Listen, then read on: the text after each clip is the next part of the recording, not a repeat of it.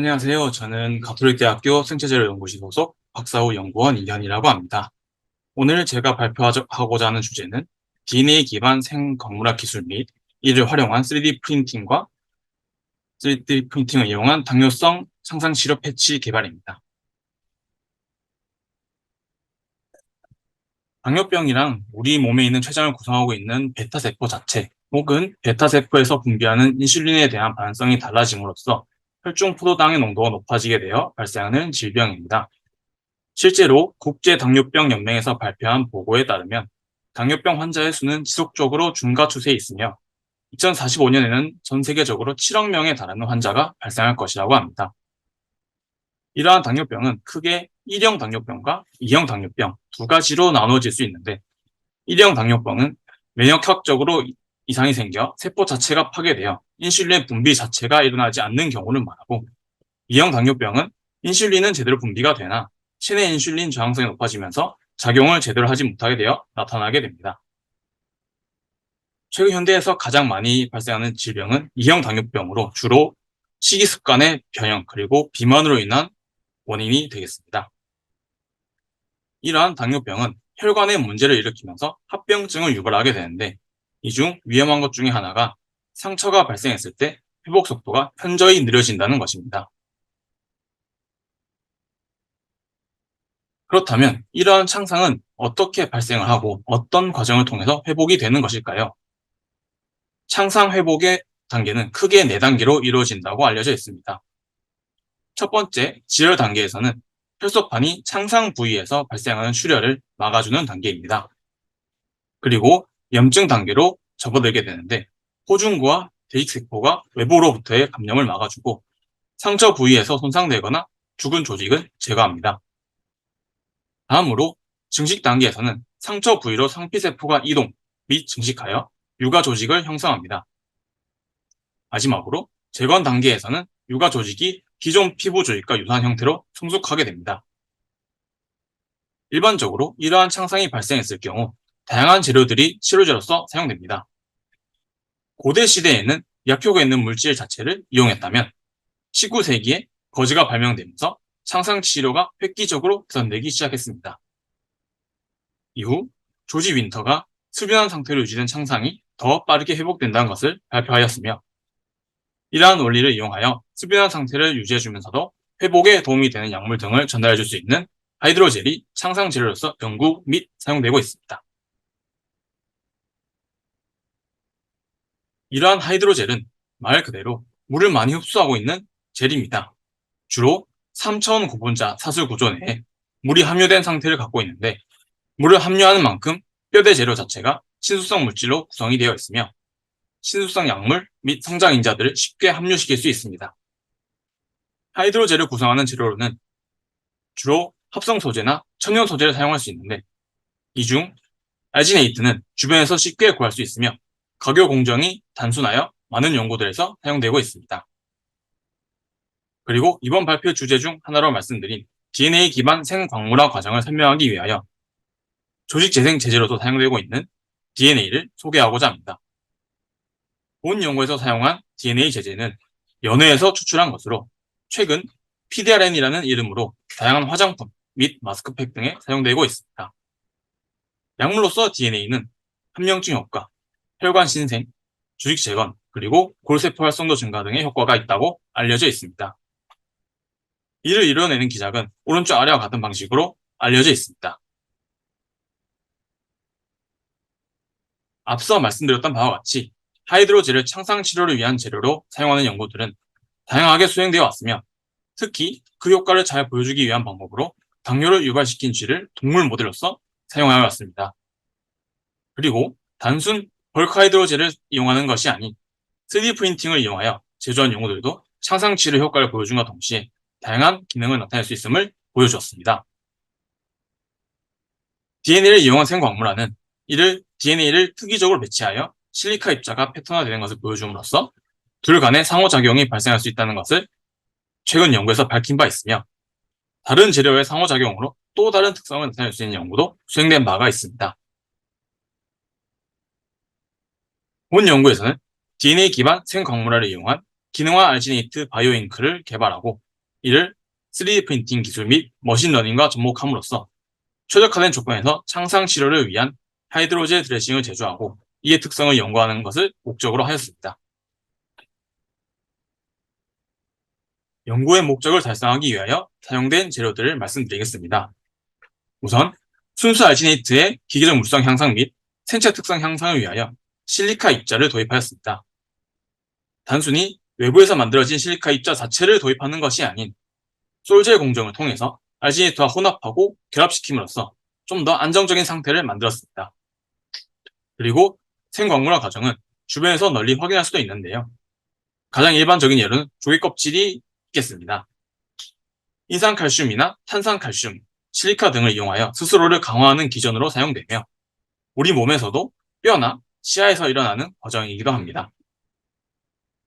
본 연구에서는 생광물화를 일으키기 위한 제재로 DNA를 선택하였고 앞서 합성된 실리카와 DNA가 양이온의 존재하에 상호작용을 일으키면서 생광물화된 실리카가 형성이 되며 이는 곧 매체 내에서의 DNA와 실리카의 안정적인 존재 상태를 가져오게 됩니다.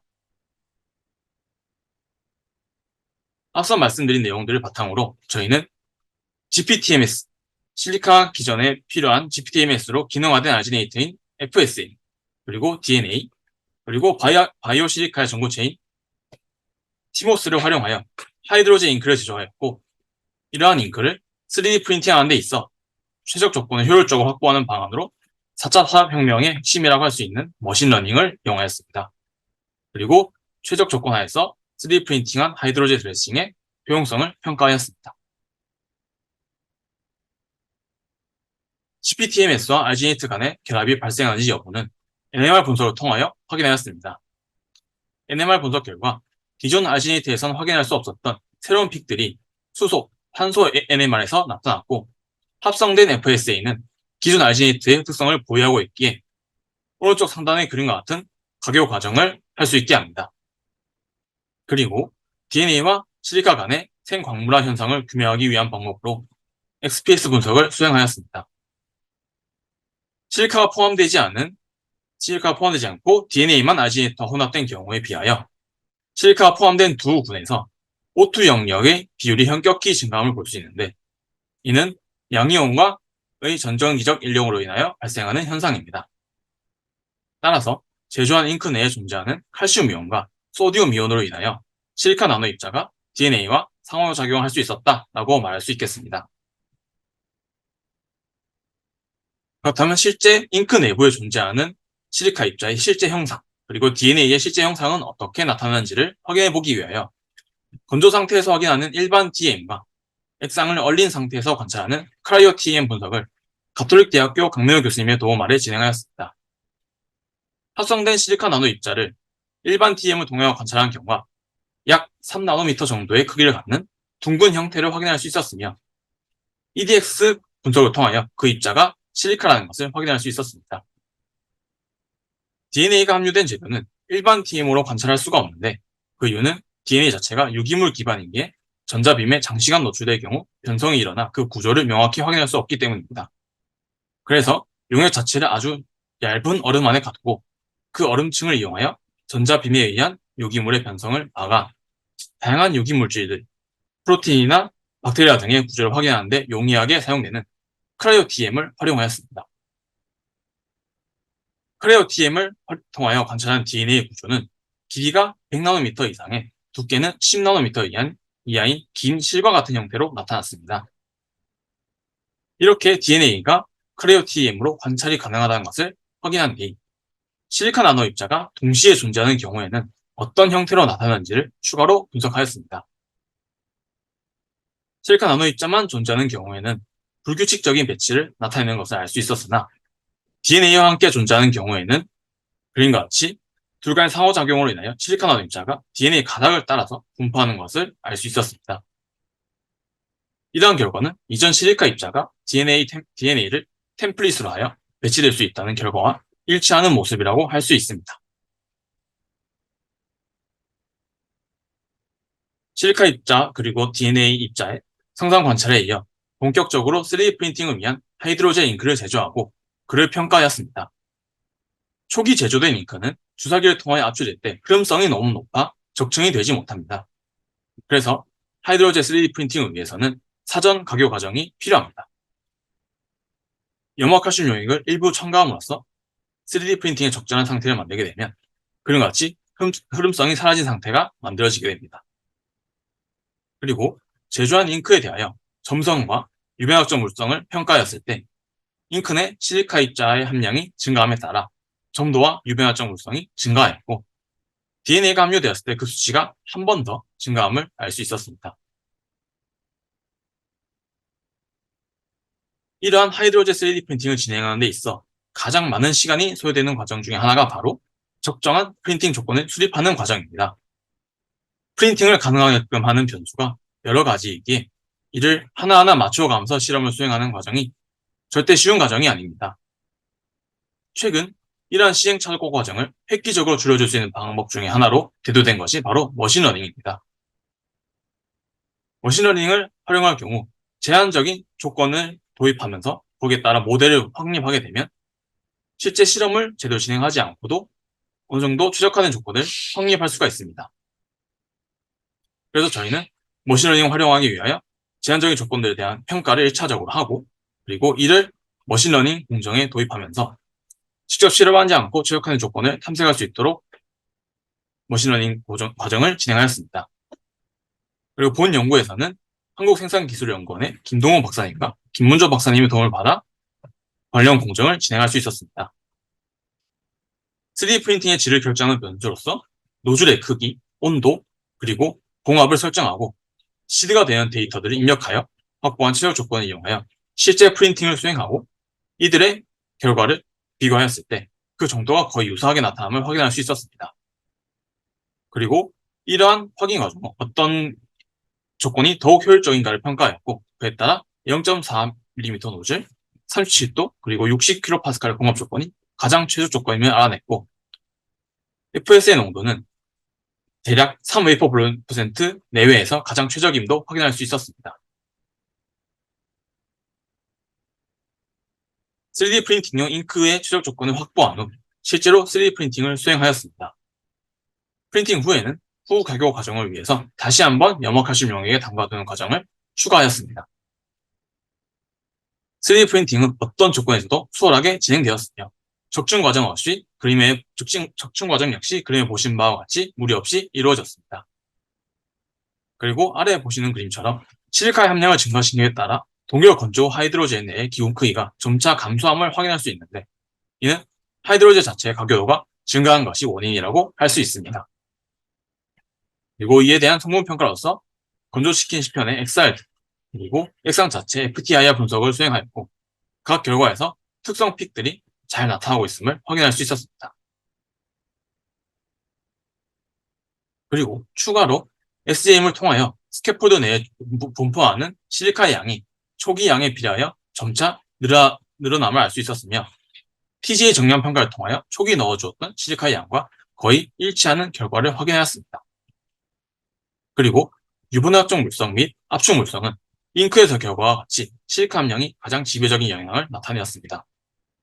그리고 이러한 경향은 앞서 확인한 기온 크기와도 연관이 있습니다.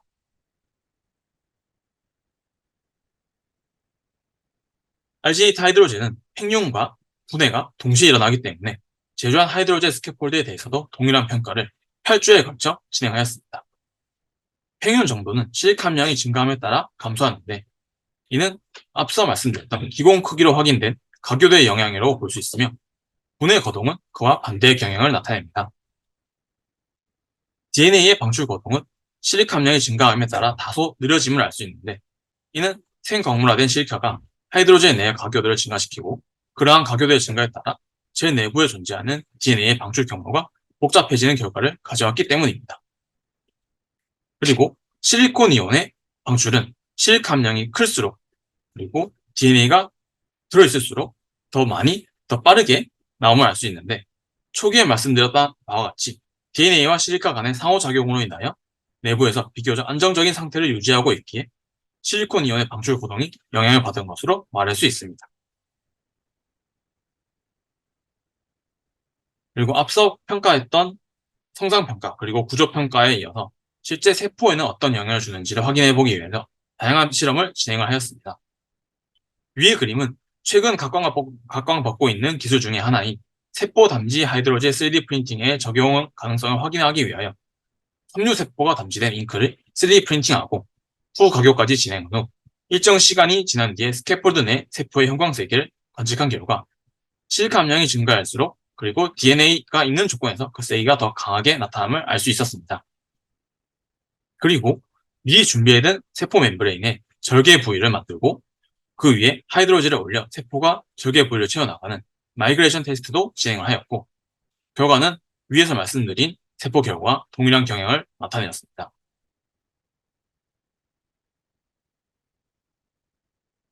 추가적으로 DNA 제제 및 실리카가 나타내는 활성산소 스캐벤징 효과는 세포의 생존율과 DFCDA 테스트를 통하여 확인하였습니다.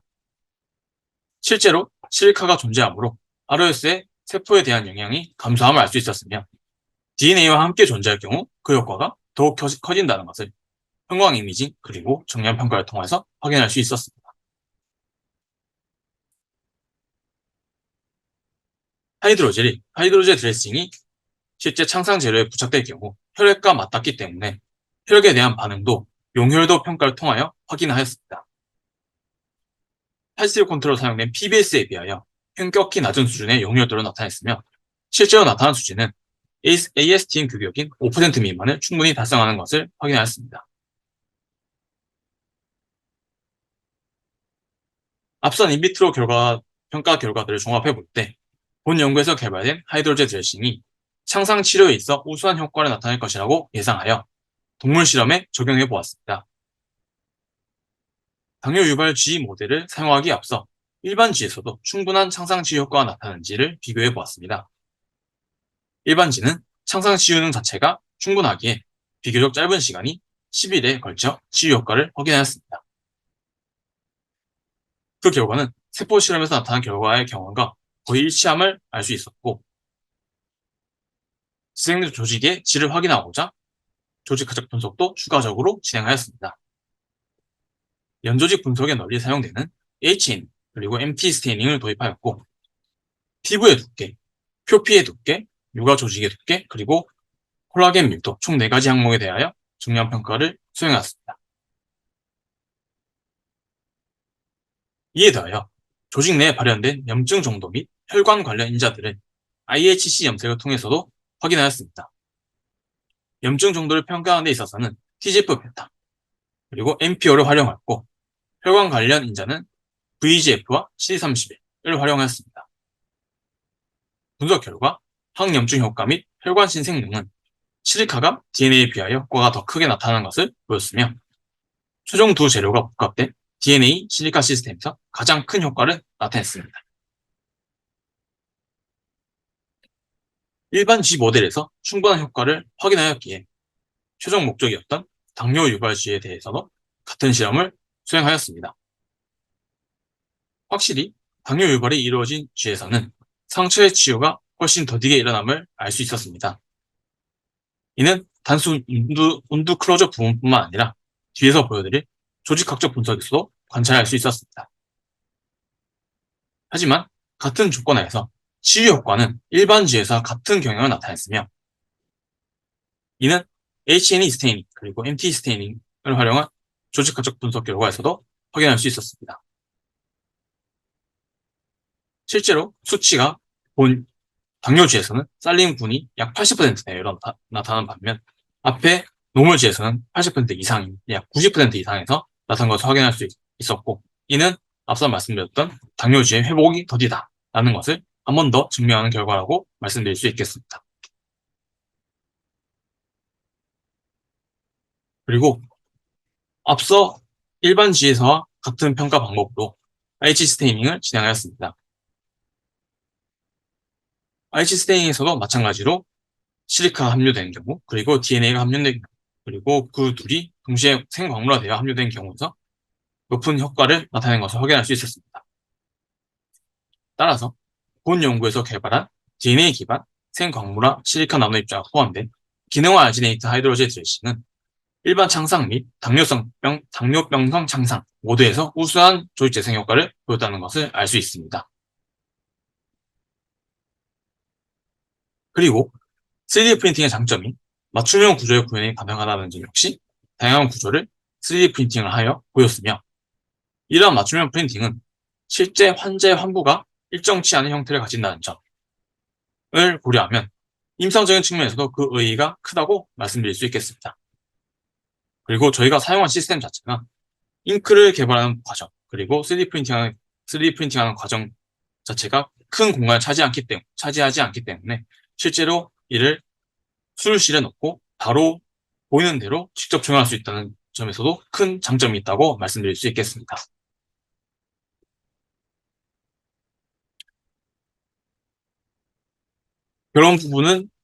결론입니다. 실제로 저희가 담지한 10%, 20%, 30% 실리카 함량에 따라서 TGA 결과나 FTIR 결과에서 충분히 그 반응이 잘 일어났음을 확인할 수 있었으며, 가장 중요한 조직 재생, 창상 조직 재생에 있어서 가장 큰 효과를 나타냄을 확인할 수 있었습니다. 본 연구의 내용은 최근 어드밴스드 사이언스지에 게재되어 있으므로 좀 더 세부적인 내용이 궁금하신 분들은 관련 논문을 참고하셔도 좋을 것 같습니다. 본 연구를 수행하는 데 있어 도움을 주신 정도 교수님과 공동 저자인 김나연 학생을 포함한 연구실 구성원분들께 감사의 말씀을 드립니다. 이상 발표 마치겠습니다. 감사합니다.